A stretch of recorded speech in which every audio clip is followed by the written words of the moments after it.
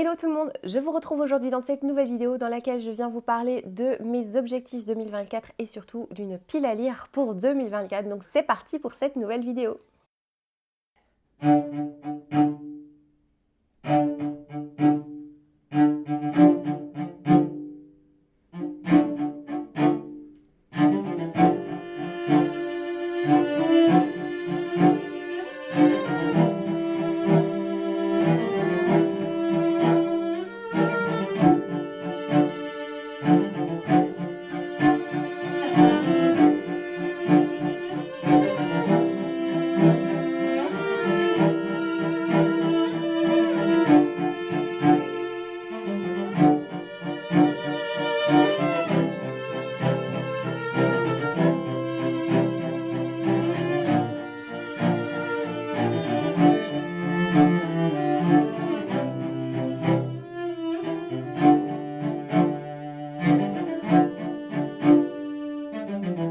Si vous me suivez depuis un moment, vous savez que je suis quelqu'un qui a un petit peu du mal à respecter des piles à lire. J'aime bien avoir beaucoup de choix puisque je suis quelqu'un qui aime beaucoup de genres très différents.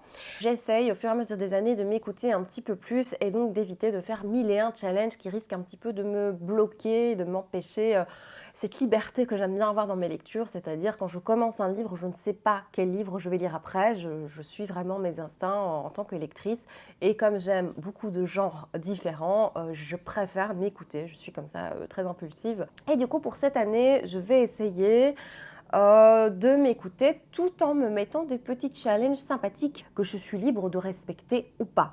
Par exemple, il y a 2 ans, j'avais tenté de participer au parcours victorien organisé par Anna du compte Autonalis sur Instagram. C'est un parcours, le parcours victorien, c'est vraiment quelque chose qui me passionne, que je trouve hyper intéressant, qui permet de découvrir des auteurs incroyables. J'avais découvert des auteurs-autrices incroyables, mais j'ai participé 3-4 mois en 2022 et les autres mois, j'étais passée à autre chose, j'avais d'autres envies. Cette année, le parcours victorien est à nouveau organisé. Ce que j'ai fait, c'est que j'ai écrit chaque consigne de chaque mois et si l'envie me prend, je lirai un livre du parcours victorien.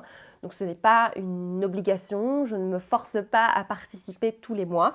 Par exemple, ici en janvier, il faut lire un premier roman d'un auteur ou une autrice victorienne.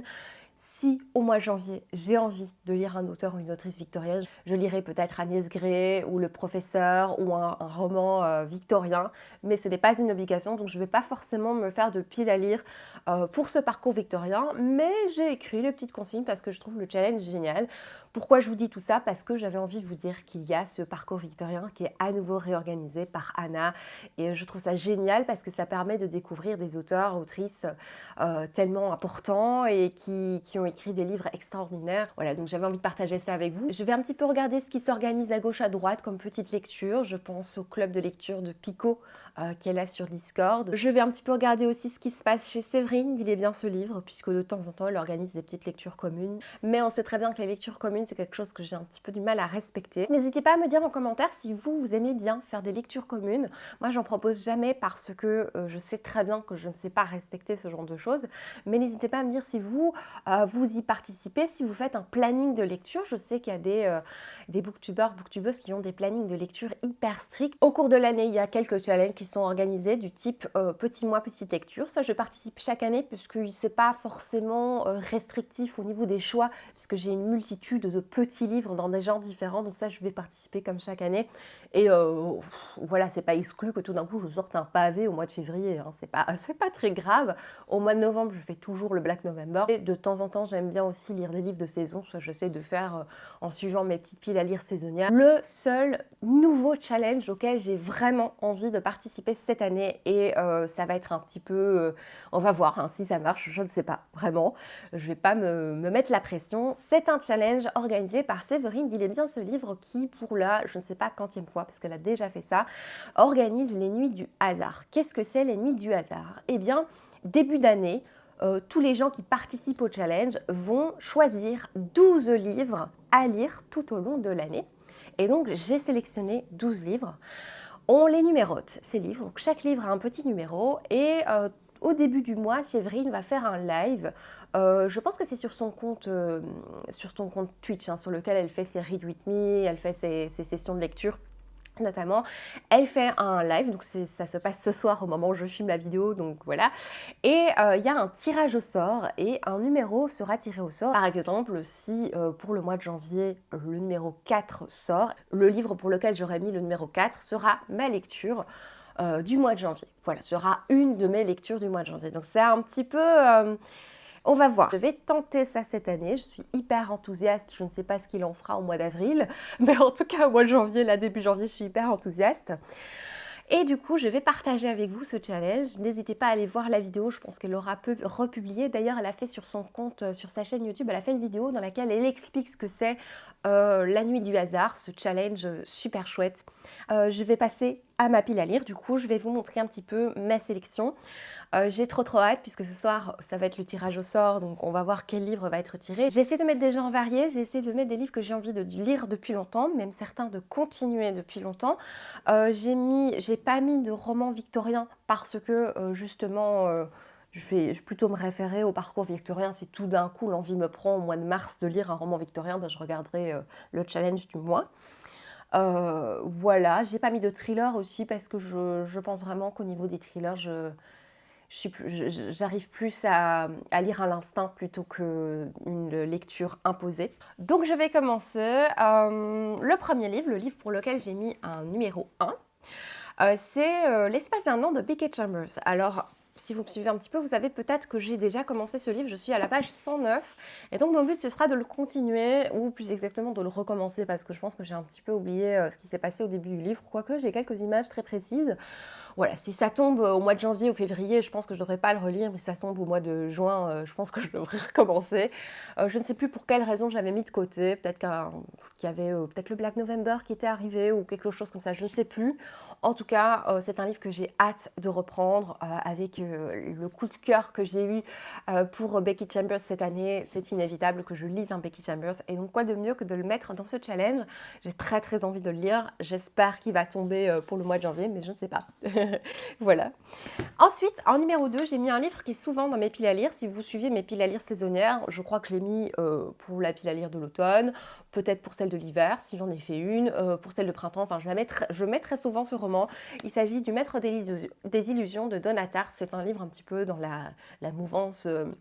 Dark Academia, un livre qui a l'air vraiment très chouette, qui va suivre l'histoire de Richard, qui va rentrer à l'université de Hampton, dans le Vermont. Et c'est un personnage opportuniste et talentueux, et je pense qu'il va y avoir des secrets, des vices, des manipulations, je ne sais pas trop, mais ça a l'air super chouette. Alors attention, c'est un pavé, donc je ne sais pas j'espère que ça va pas tomber un mois où j'ai beaucoup de travail, mais voilà, c'est un livre que j'ai envie de lire depuis longtemps. J'ai essayé, comme je vous dis, de mettre des choses assez variées. Alors j'ai mis un Octavia Butler, puisque ça fait longtemps que j'ai envie de découvrir cette autrice, et que j'ai un livre dans ma pile à lire de cette autrice qui est L'Aube, publié au Diable Vauvert. Ce sera l'occasion pour moi peut-être du coup de découvrir cette autrice qui m'interpelle. Ça fait vraiment un moment que j'ai envie de découvrir ce qu'elle a écrit. Alors elle a écrit un autre livre qui me tente beaucoup mais que je n'ai pas. Donc au pire, si entre-temps j'ai ce livre, peut-être que je le lirai à la place, je ne sais pas, mais en tout cas j'ai envie de lire Octavia Butler cette année, c'est un objectif. Donc on verra quel mois ça tombe. Un livre qui est souvent dans mes piles à lire, il s'agit d'un livre historique, il s'agit de Petite de Édouard Carré, qui est l'histoire de Madame Tussaud. Donc c'est vraiment un roman historique qui est, je pense, assez sombre, et comme vous le savez, moi j'ai découvert un petit peu le roman historique l'année dernière. Enfin, j'en ai pas lu beaucoup, mais c'est un genre vers lequel j'ai plus envie de me tourner, et donc ce sera peut-être le cas, j'espère, avec Petite d'Édouard Carré. Le livre suivant, si vous me suivez depuis longtemps, vous l'avez vu dans beaucoup de piles à lire. C'est un petit peu honteux d'ailleurs parce que à chaque fois je le mets dans les piles à lire, je ne le lis pas. Il s'agit de La Terre aux loups de Robert Marguerite. Vous savez, j'ai eu un coup de cœur pour le Château des Bois Noirs il y a maintenant 2-3 ans. C'était un de mes livres préférés il y a 2-3 ans, je ne sais plus combien d'années. Et je n'ai toujours pas relu La Plume de Robert Marguerite. Et en 2024, j'essaye de faire un peu comme j'ai fait en 2023, donc relire des auteurs chouchous, relire des valeurs sûres pour moi. Et donc ce sera potentiellement l'occasion de relire cet auteur qui m'avait tant plu en 2024. Je crois que j'avais eu un petit peu peur aussi de la taille de ce livre, alors qu'en fait... il fait finalement que 450 pages, hein. Ça a l'air assez gros, mais non, Ça va, c'est des grosses pages, et donc c'est 450 pages. Alors le numéro 6, celui pour lequel j'ai mis un numéro 6, c'est un livre qui est dans ma pile à lire depuis longtemps, mais je savais que j'allais pas le lire tout de suite quand je l'avais acheté, parce que je ne lisais pas de réécriture de mythologie, mais je l'avais quand même acheté parce que c'est un coup de cœur de pas mal de personnes autour de moi. Et dernièrement, je me suis intéressée de plus près à la réécriture de la mythologie, et c'est un petit peu le livre qu'il faut lire si on aime la réécriture de la mythologie. Donc j'ai décidé de lire Circé. Alors c'est possible que si je tombe sur le numéro 6, je lise plutôt le Chant d'Achille, parce que en fait je me rends compte que j'ai peut-être plus envie de lire le Chant d'Achille. Là, j'ai mis Circé parce que c'est une envie du moment, mais à mon avis, si je tombe sur le 6, je choisirais entre Circé ou Le Chant d'Achille, que j'ai les deux livres, hein, tout simplement.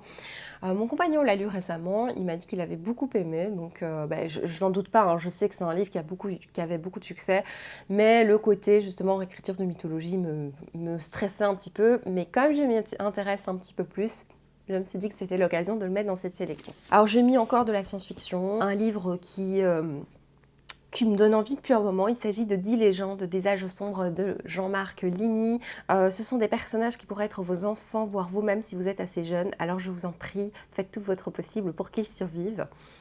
Je ne sais pas. On va parler de changement climatique, d'événements catastrophiques, bazar. Mais je pense que c'est assez sombre hein, de toute façon. J'ai mis un classique qui était également dans ma pile à lire de l'automne, que je n'ai pas lu du coup.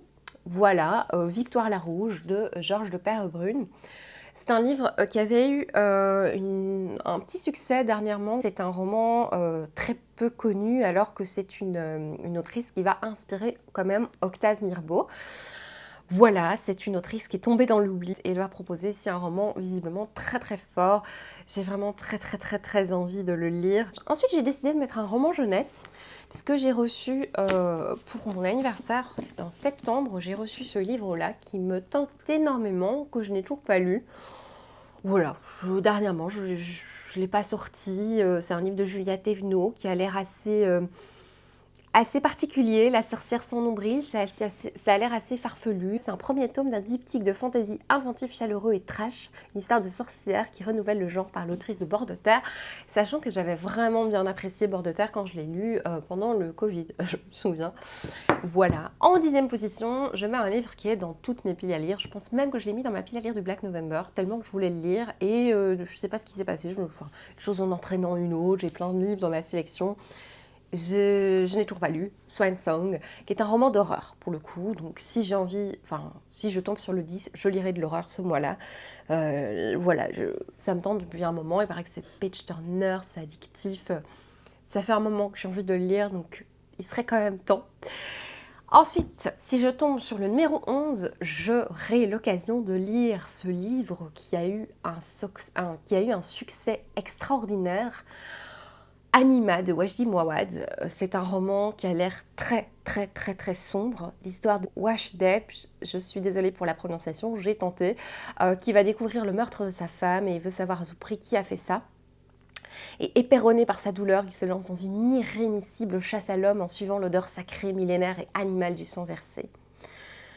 Écoutez, ça a l'air terrible comme histoire. Et en 12e position, c'est un livre qui est dans toute ma pile à lire depuis que je l'ai acheté, sachant que je l'ai acheté il y a genre 3 ans. C'est un peu nul. J'ai envie de le lire depuis longtemps, mais je ne l'ai toujours pas lu. J'ai découvert l'auteur cette année, à moins que ce soit l'année d'avant. Cette année, je pense, avec L'autre sommeil.